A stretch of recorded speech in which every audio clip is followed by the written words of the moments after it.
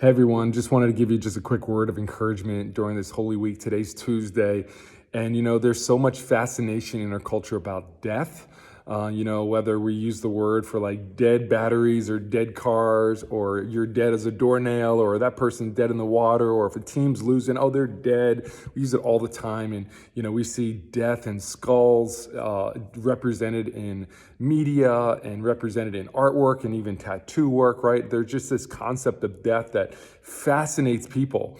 And as we're leading up to Easter, Jesus is a message of life and resurrection.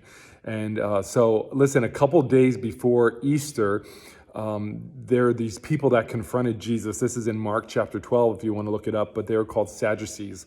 Even though they believed in God, they didn't believe in resurrection or life after death.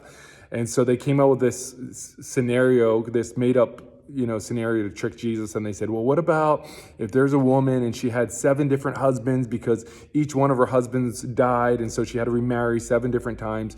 When she resurrects and goes to heaven, who would she be married to? And Jesus just confronts them and says, listen, you don't know scripture and you don't know the power of God. You don't know scripture because nowhere in the Bible does it say that we'd be married in heaven. Like when we go to heaven, we won't be married to our spouses. We'll know them, but we won't be married. But then he says, but you don't know the power of God, right?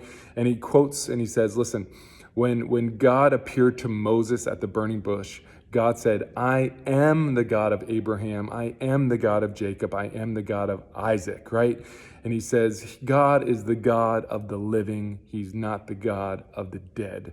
And it's just something for us to grab hold of this week, that we serve a living God. We serve a God of life.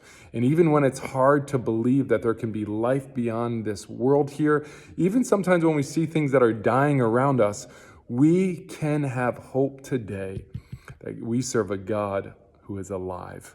And we serve a powerful God. And I just want to encourage you that in whatever situation you're going through today, we serve a living God. And Jesus said these words, knowing that in just a couple days he was going to suffer on the cross, but he had hope in resurrection. And I hope that you have hope in that too as well. Listen, we look forward to seeing you this weekend at some point, either on Good Friday, on Friday at 6, or on Sunday for Easter. God bless you today.